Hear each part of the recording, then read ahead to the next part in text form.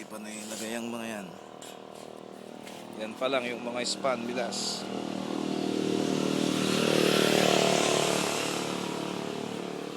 Bahala ka na kay boy kung anong gagawin mo.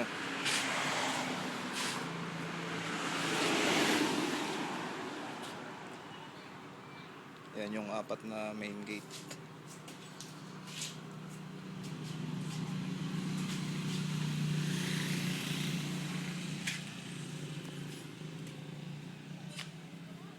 Yan, napalinis daw nila yan kahapon.